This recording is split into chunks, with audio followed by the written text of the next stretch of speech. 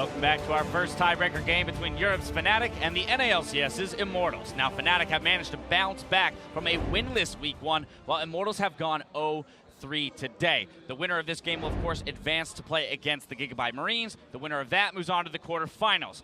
Lastly, important to note, nobody has ever qualified for quarterfinals after starting the tournament 0-3 in Week 1. So I'm going to put you guys on the spot as we're coming down to the wire.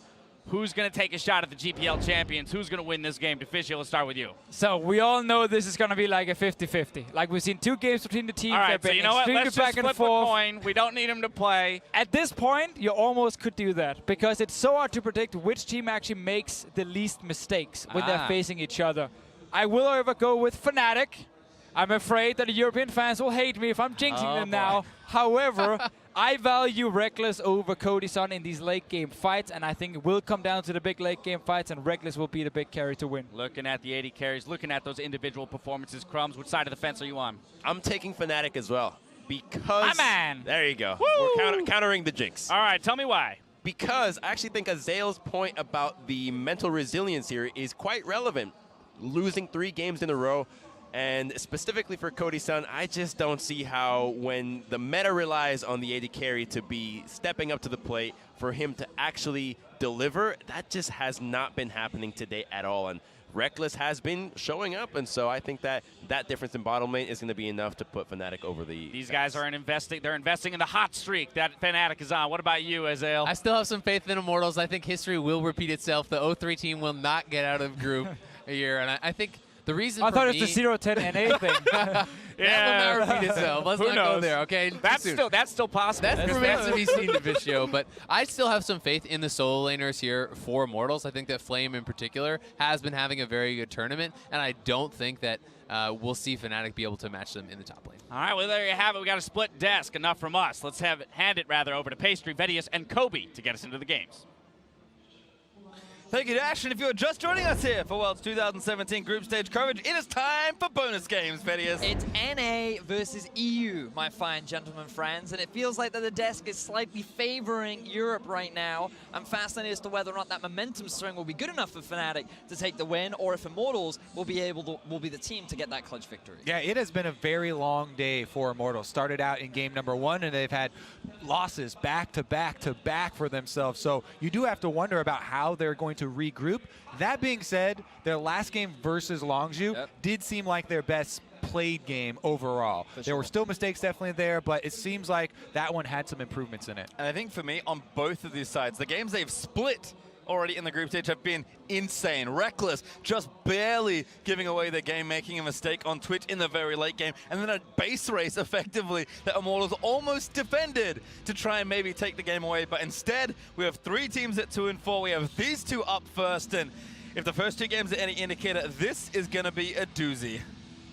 I think that the emphasis will be on the 2 AD carries. We saw how Cody Sun really struggled in a lot of those late game fights, and how Rekkles, he is one of the big carries, the one that Fnatic has been playing a lot around. So can Cody Sun step up to the plate and match the power level that Rekkles has been able to demonstrate? Or will Rekkles crack under the pressure? Will sOAZ be able to deal with a team that may look to try and invest resources into shutting him down? So many options on either side. It's times like these that teams really do need to call on the veteran status here. sOAZ and Rekkles have been playing for so long and have been to international big stages so many times that's definitely going to be a valuable resource. Meanwhile, Pobelter on your screen doesn't seem too phased, and it would mean so much for Immortals as one of the newer organizations of the North American LCS. You know, they've already had unprecedented success for a new organization, you know, in the NALCS, but for them to also be able to get out of groups would be so big for them. And this isn't even for getting out of groups. This is just for a chance, a crack at the Marines. So whichever team even does come out ahead on this one still has a lot of work ahead with but themselves. Someone's world ends now. There's only one game Gotta left. focus on the crybabies. So I'm excited to see who makes it out, win or lose. I think we're going to have an exciting game. I think, again, you have to look at both these teams for something that the opposite of the veterancy here between the 2. There are world rookies playing on both these teams, and I believe also actual rookies playing on one of the sides as well. So experiences, unfortunately for these teams, coupled with inexperience. And I love tiebreakers because You are truly tested when pushed to your limit in League of Legends. And this will be, like Vedia said, one of these teams' final tests.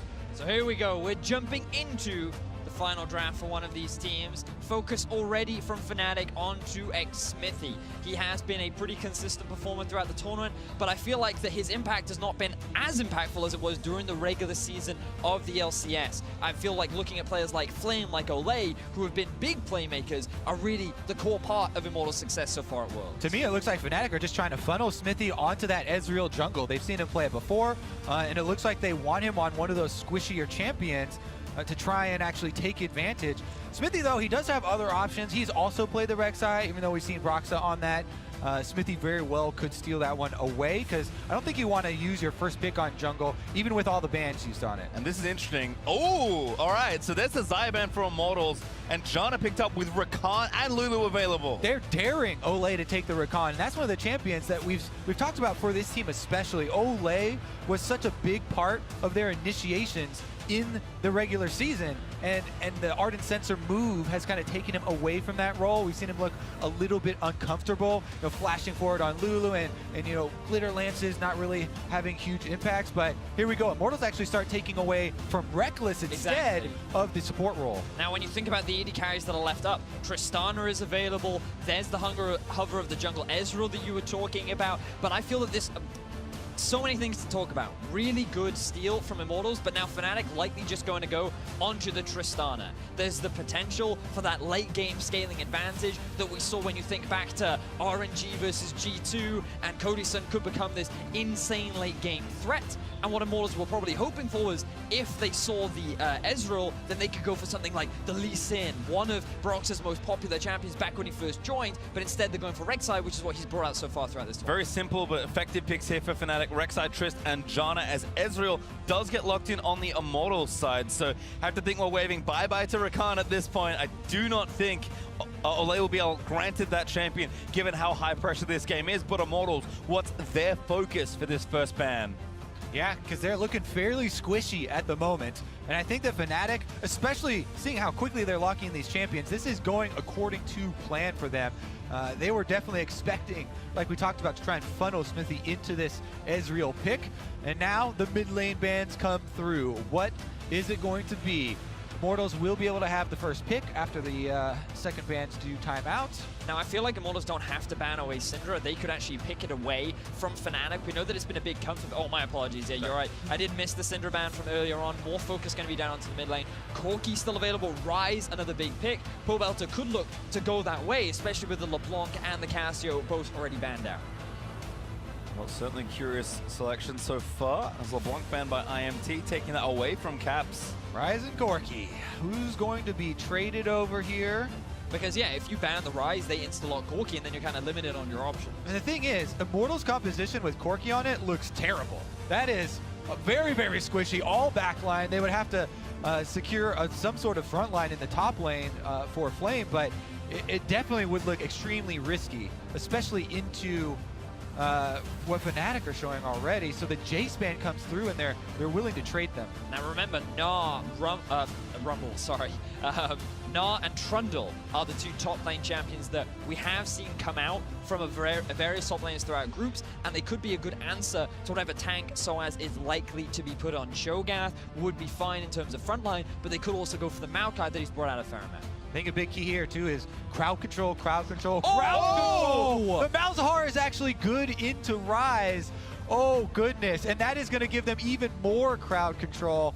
Let's see what Fnatic are going to round it out with. And I love Malzahar. Like, there was a recent change to him in his ability to shred through tanks, because now his ultimate became flat damage. The amount of percentage health damage that he does dramatically decreases. And while he used to be a tank killer, now he's just great at locking down these really mobile targets. And when you already have a lot of CC in your composition with things like the Cho'Gath and the Janna, it just becomes great setup or pick potential that Fnatic can look to take advantage of. Yeah, and a big theory here is, the range at which Ryze likes to work with. Malzahar can just put down the Voidlings and ult up with the rest of the people, team sitting around that they could try and take him there. Again, though, if they do go with this Trundle, that would be split push commitment here from Immortals. They are running fairly light on crowd control, and that means you're going to have good map movements, good side wave control in order to get your advantages, because you can't simply say, hey, it's time to force, and then have an easy force. That being said, Trundle Pillar has always been good in poke compositions, and it could combine well with, Ezreal. And with the composition that Immortals have drafted, Ezreal really good at setting up early leads, and we've seen Xmithie do it. Think back to their game against Longju last week, where they just kept camping bottom lane. All he now needs to do is the same thing up top.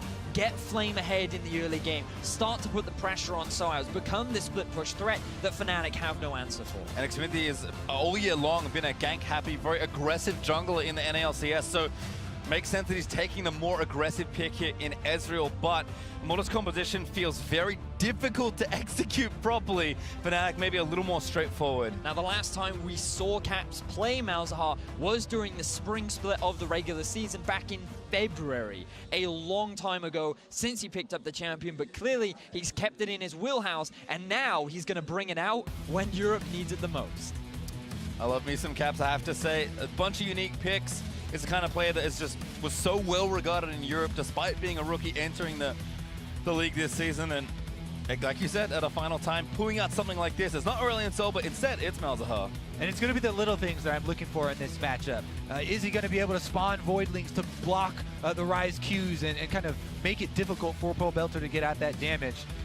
Or will the pressure crack? Because Immortals, like you guys are talking about, it's a fairly flimsy composition, and they do kind of need to get rolling early for it to take effect. Meanwhile, Fnatic here look pretty confident. Their scaling is good, though. The Twitch is something you always have to respect, and something that we've seen a lot of with Immortal games is they go long. The reason why they did not get choice of side selection, the reason why they're here, is because they do have the longest game time in terms of their wins out of all of the teams participating in this three-way tie. So, Immortals can rely on that late game insurance, but it needs Cody Sun to step up. Well, there's a lot on the line for our competitors at Worlds, and you can help raise the stakes with 25% of the proceeds from Championship Ash and World Skins being added to the prize pool, while another 25% will be donated to charity. But with that, it's time to move out into our first of two tiebreakers this evening. Gentlemen, I should be so lucky to have you here with me for this game number one. You're welcome, Patient Time. Welcome. And look, if the stakes were high in the last game, they're even higher now. All right, this is definitely a must-win game for both teams, goes without saying. Now, one of the things with Ezreal, okay, he gets hit with a Rupture as we start this off. Silence. Ooh. And they will get the flash away from Xmithie, but it looks like the action's not over yet. Yeah, looks like a bit more happening here as Cap's gonna get knocked back up. The level 1 fight looking good.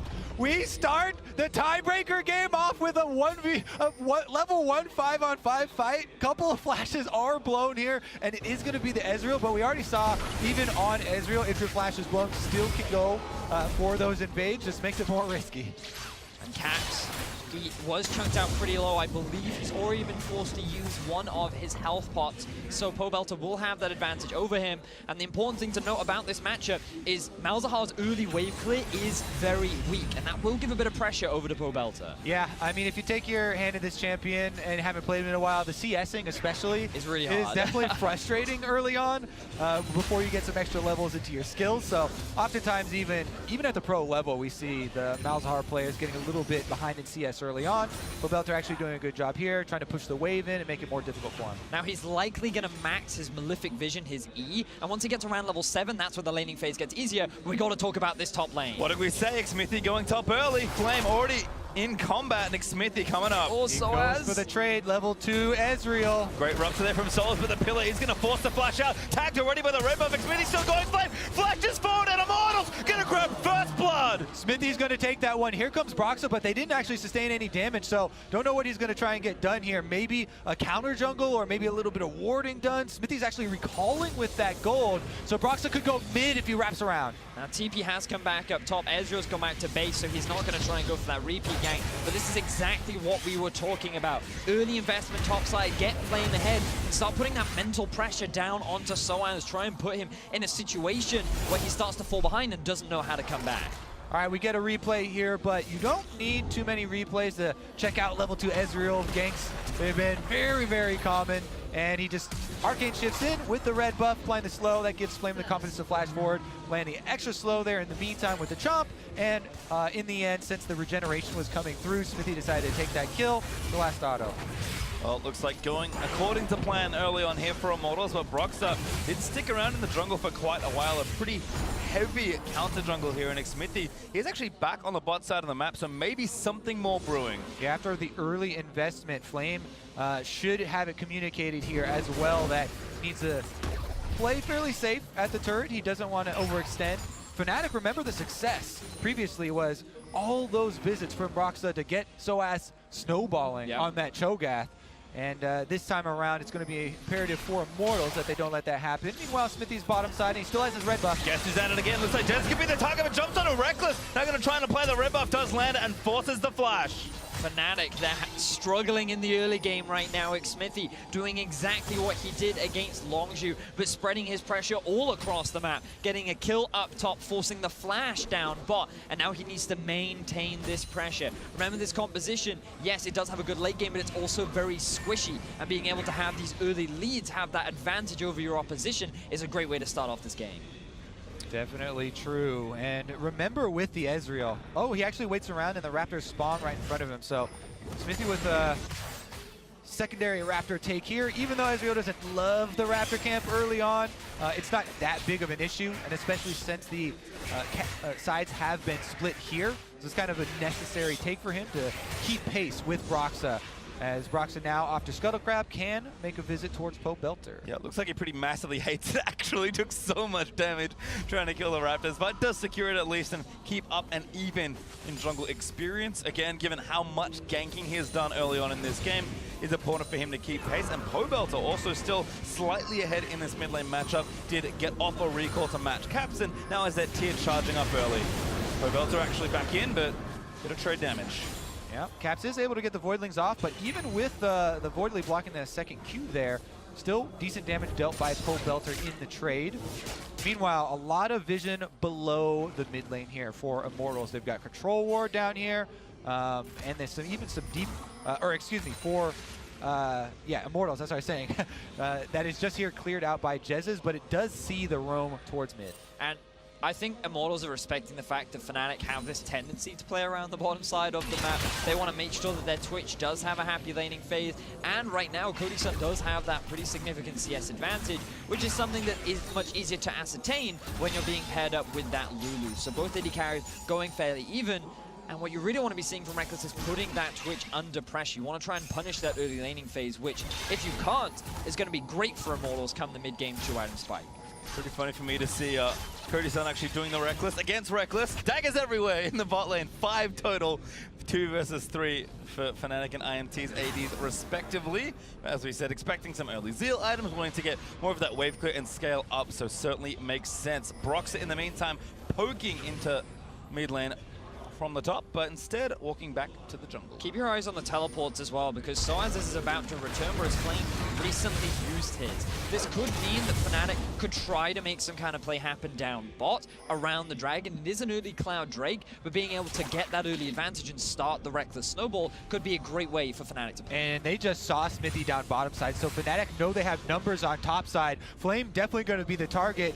And there's no teleport from Pobelter this game around, so he is 1v3. Caps goes in, he's got the level 6, he flashes early, but the flash on bar from Broxah is there. Caps, he's going to try and get himself a kill, but the Suns into the suppression. Caps, wonderful roam, gives sOAZ a kill. Nice execution there from Fnatic, able to pull off the play, and with Immortals overloading on the bottom side for Fnatic just bails. They recall completely, and it's going to have to be Xmithie trying to answer with something else. Now Pobelter will get a decent amount of damage down onto the middle lane.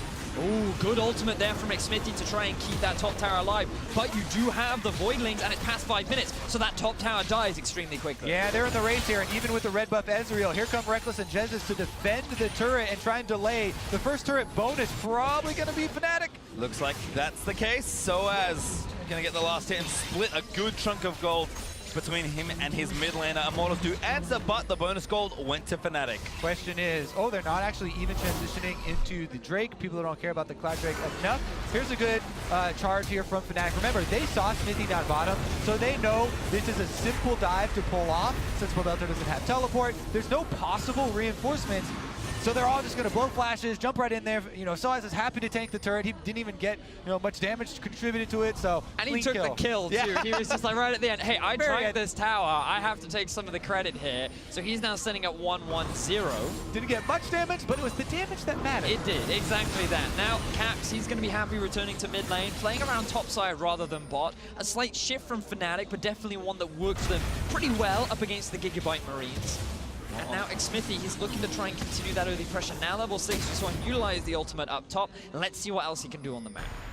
Remember, sOAZ also teleport advantage after this, so they still have to be a bit cautious on bottom side, even though the Fnatic tower is down. That's why kind of Rekkles and Jesiz are just pushing in on the turret here, making use of the Tristana explosive shot. They know they actually have top laner advantage if sOAZ could back off far enough that it wouldn't be interrupted by a pillar. I do like this vision, though, from Immortals. They put it just into the river. They're looking for a play. Oh, Cody gets knocked out by a tornado. Might take a little too much damage. Rekkles with a buster shot forces the barrier out of Cody. You can tell they're setting up for it as sOAZ on your mini-map, backed all the way off to his turret there. That's kind of the indicator for the possibility of one of those plays being set up. And that was very close to being a 5-man bottom with Caps rotating over, but the defense is there for the meantime. Now, look in the middle lane, because Caps, he's reached the level 8 mark. We talked about how level 7 is where things get a lot easier for Caps because he has so many points in his E.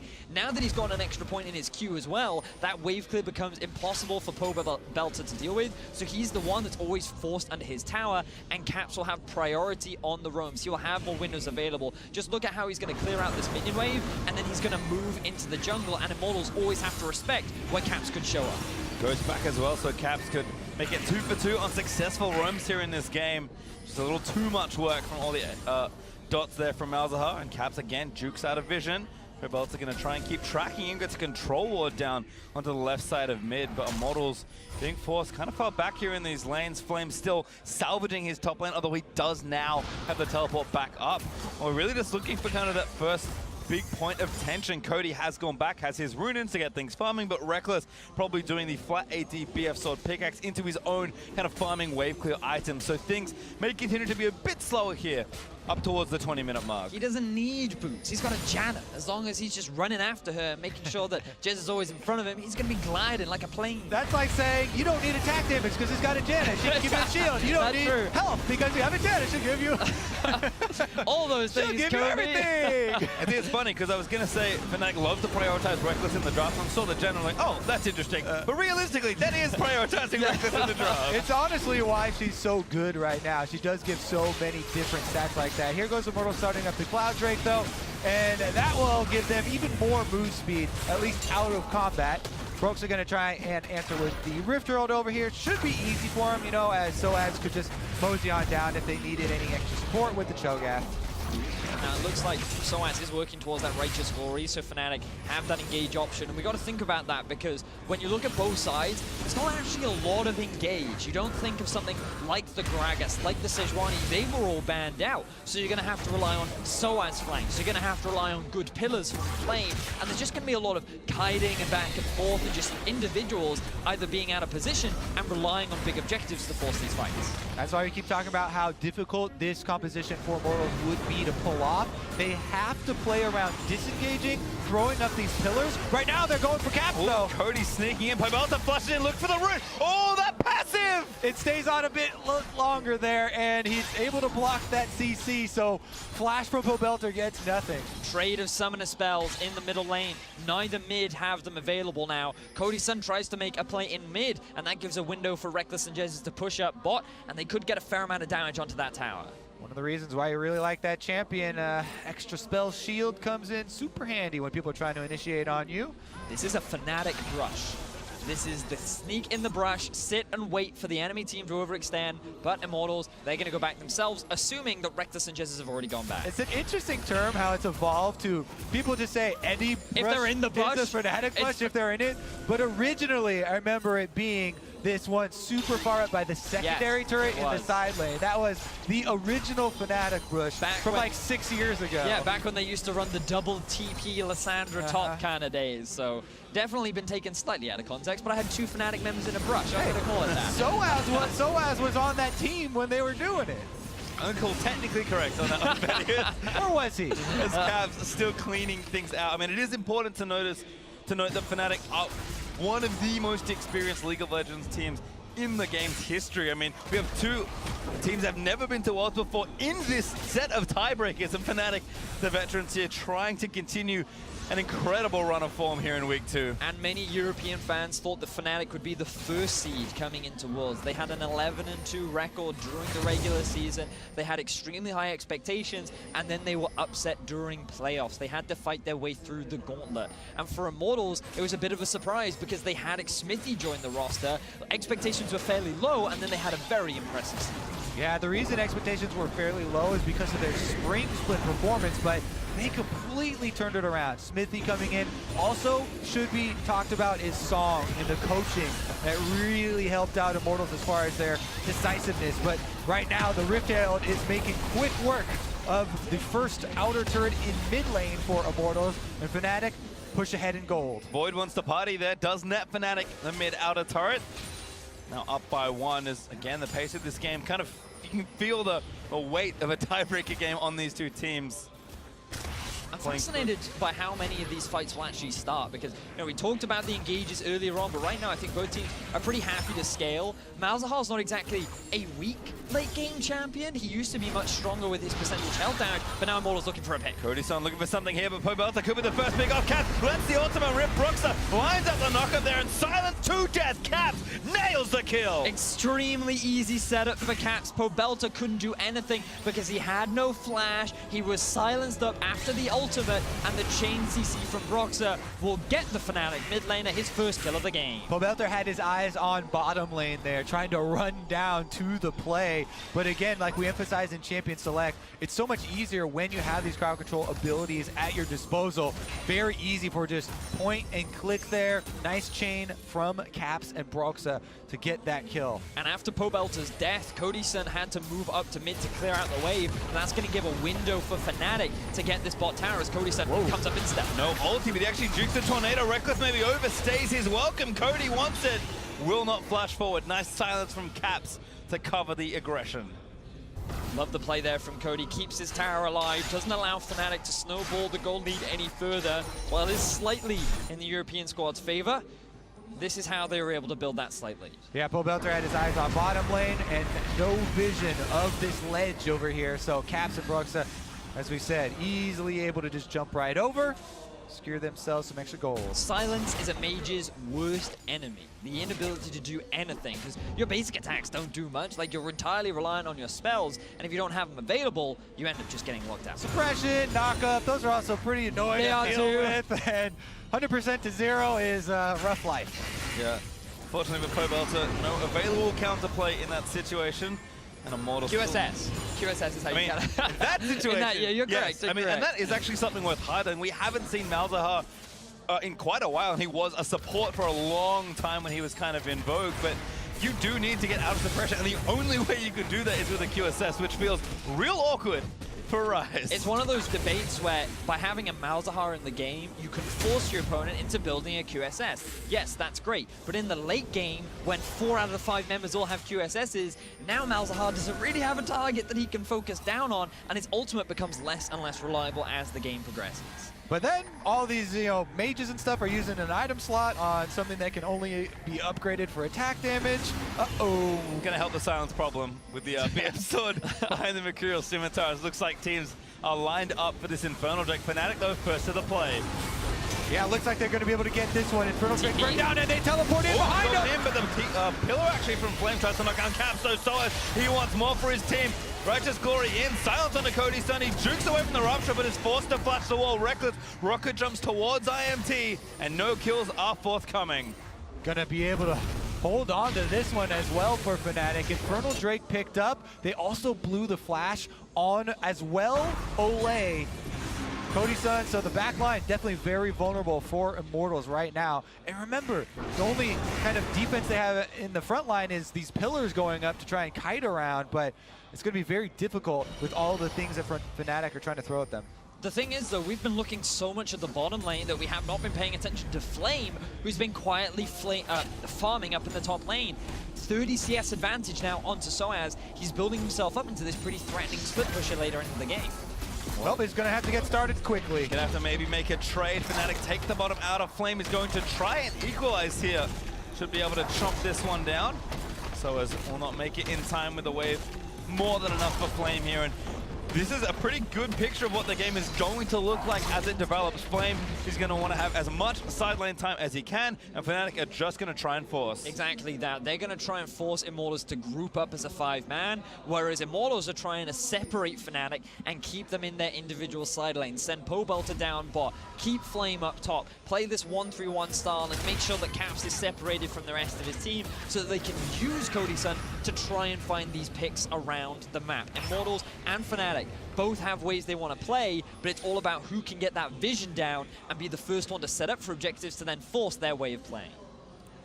Well, again, the game develops as we hit almost 20 minutes. QSS now done for Pobelter, but we'll check in back with the bot laners. There's 2 items done for Rekkles. Very close in gold between the 2 marksmen, but Cody is a little further away, in part thanks to his boots to purchase, but not too far away from finishing his second major item, of course, being the Infinity Edge as well. So we're getting team fight ready if the teams want to have some sort of a scuffle, but again, the pace of this game, very deliberate, certainly echoes the stakes in this match. Top lane, sOAZ was waiting in a brush, and now he's charging at Cody Sun. Oh no, Broxah is going to land the wild grip, maybe not enough, the execute from Broxah not there, but the feast not needed. Broxah grabs the kill, and now Cap in onto Olleh, looking to silence him. That's so much damage from this Maldahar, the shield not there. Cap snipes Olleh with a Q. Fnatic able to take advantage here. They kill off that bottom lane without flashes, and they're around Baron now. Remember that the play that Fnatic tried to force earlier forced both those Summoner spells. Smite is available for Xmithie. He is in the vicinity, and I don't think he wants to give this one away for free.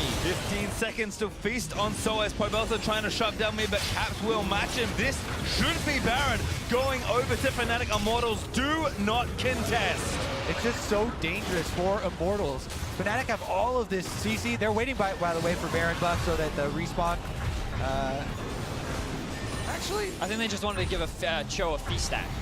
Okay, the cooldown on his ultimate. I was oh, maybe they're waiting for someone to revive. Wait, no one died on their team. Yeah, we can see exactly how Fnatic were able to make this play. They saw Cody Sun trying to catch the wave. They knew he had no flash. sOAZ rushing the Righteous Glory allowed them to get the collapse. And unfortunately for Olleh, he couldn't provide enough return. And this is the reason why we talked about with the outer turrets going down for Immortals.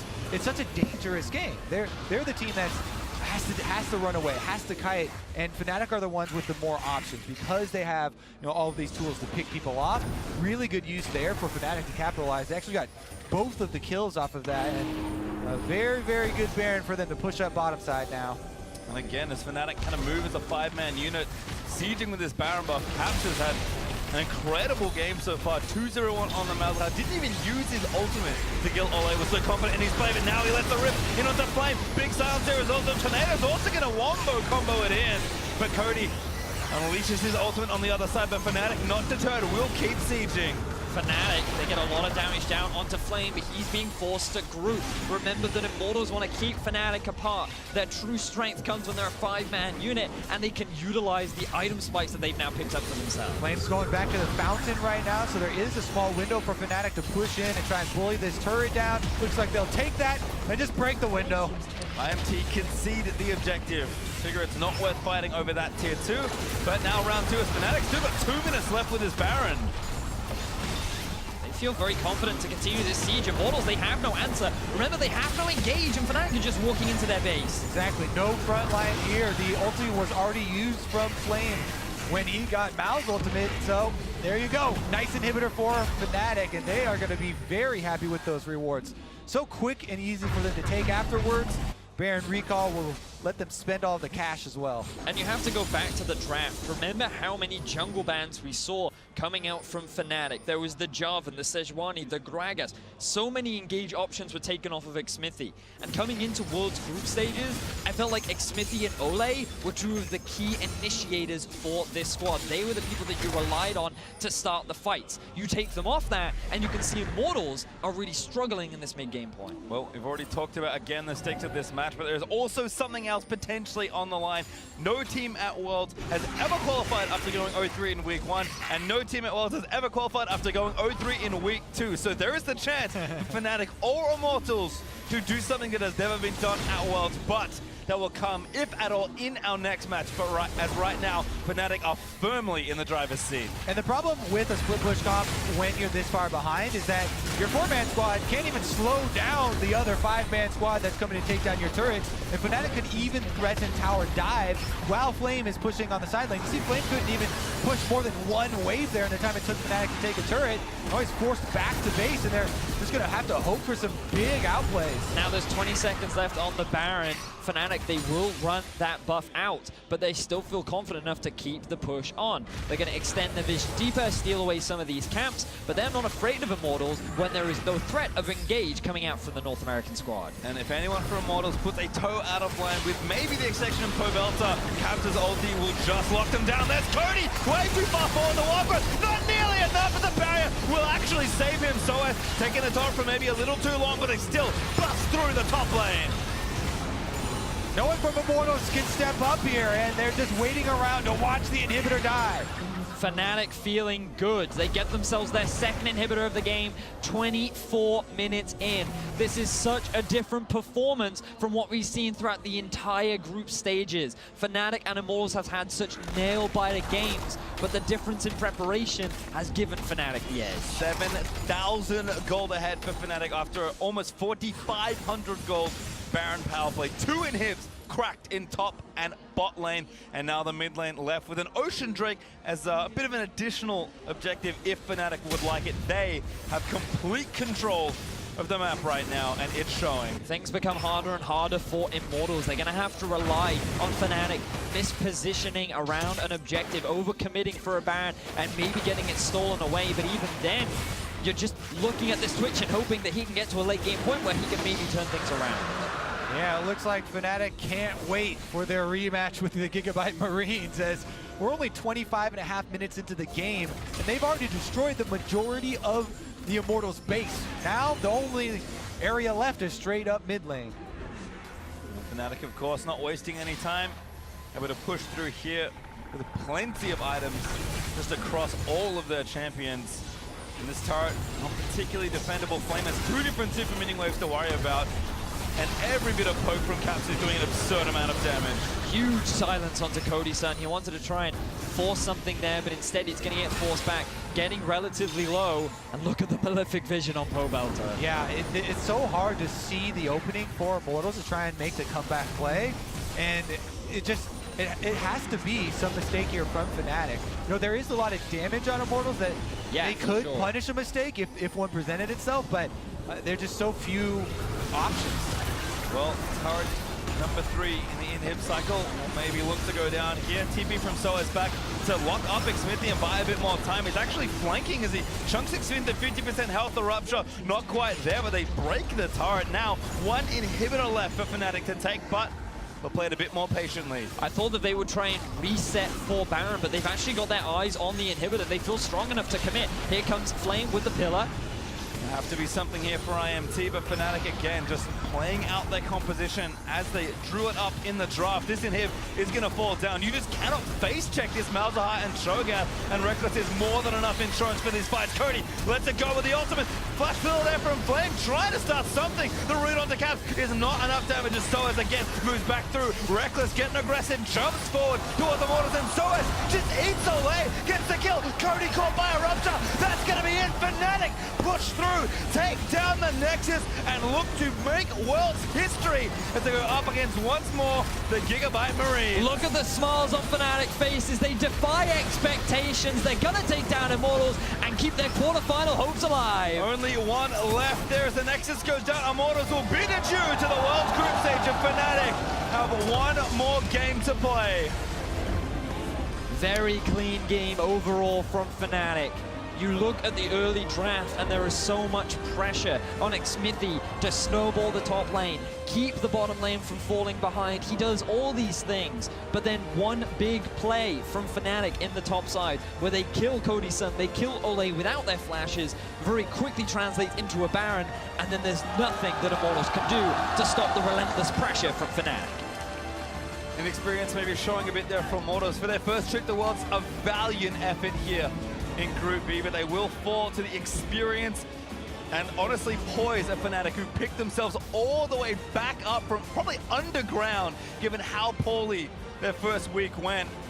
And unfortunately for NA, the curse of week 2 continues as Immortals again say goodbye to the group stage for this Worlds. Yep, they were able to make it here to Worlds and have a good opening week, but fall down here in week number 2, as many North American teams have fallen prey to. Now, though, we get to look forward to some more Marines play. Gigabyte Marines versus Fnatic. This is going to be an exciting tiebreaker because these two teams have been neck and neck in this group. And both teams vying for that opportunity to make it to the quarterfinals. No one really expected them. Gigabyte Marines were expected to finish bottom, maybe even above Fnatic by many analysts. And now they have that one opportunity, just one more game could get them into that quarterfinal. Certainly rip the Pick'ems at this stage, but to get their thoughts on Fnatic's win, let's send it over to Dash and the analysts. Thank you very much, Pastry Time. Immortals, unfortunately, will be headed home with a 2-5 record after going 0-4 here in NA week is 2. boom. Yeah, basically, but Fnatic keeping the dream alive, winning 3 of 4 so far today. Only have to put one more together. You pointed it out. Caps walking by the camera, holding that up, calling it out. Just one more, baby, against the Gigabyte Marines. To make history, remember, to make history, to be the first team to go 0-3 in week 1 and make it out. It would be a feat. It'd be an absolute miracle run. Before the show, we're like, what are the chances of Fnatic making it out of groups? And we're like, negative. We were talking 0-6, you know. We were like, okay. But like, that's the thing. Like, so much respect for this team now because they were done. And mentally, this team is not very strong. Like, when they start losing games, it falls apart, and they're not really picking themselves up. They lose to Longshoot at 0-4 already then, and then they managed to turn around. Like, very impressive. And the confidence boost they needed from, well, I want to remind everyone, Immortals going into the bot lane in that game earlier today, pushing that tower, and then Cody Sun with the flash and all those mistakes that happened. That gave the win over to Fnatic. They needed to do what they're doing now. Right. At any point during this day, Immortals could have taken control of their own destiny and moved themselves forward. Fnatic has done everything in their power when it was their turn to make something happen, and they've done it. What speaks to me, though, is the adjustments that Fnatic has made between weeks 1 and 2. If I'm going to call out a difference between the NA squad and the EU squad, is that Fnatic came out with different strategies this week. Most notably in this game, banning out the tanks for Xmithie. Let's get him back onto an early aggressive jungler that doesn't have a lot of team fighting presence, and then the Malzahar pick of all things. And I mean, the Malzahar pick is an adaptation. One thing I think other teams should be attacking perhaps is this Rek'Sai, which has been the same in every single game, and it feels like Fnatic is somewhat dependent upon it for that early aggression, for Broxah to be proactive, but I think that the Malzahar made a lot of sense. It's a very strong pick. You're able to pull off these sorts of plays, roaming up topside, get an easy dive, and you have to say the Flame definitely misplayed this dive. Maybe could have just tried to stay under the turret, try to clear out a wave. Well, I think the Malzahar is not just important for Fnatic right now, but for the mental state that these teams are in because of how easy it is to execute. You point, you click, you get the champion deleted. And against the Marines that have already shown falter, against Fnatic in their second game, against Immortals right now that clearly are just demoralized mentally, it's a fantastic pick. And those 2 last kills was really what won the game for Fnatic. That gets them the Baron. And when you're playing this split push style comp with an Ezreal jungle, you have no real engage. The way that you win the game is by split pushing, and Trundle cannot do that against a Baron-empowered team. That enabled Fnatic to so easily start taking the inhibitors, and the game is done as soon as you lose that Baron. And that's one of the things I also really like about Malzahar is when the enemy team have no backline threat, no one touches Malzahar. He deals a ton of damage in team fights. Typically, his problem is, you know, when he's ulting, he's stunning himself, he's standing there dealing damage against one guy, and there are 2 or 3 other champions kind of attacking him and most likely killing him.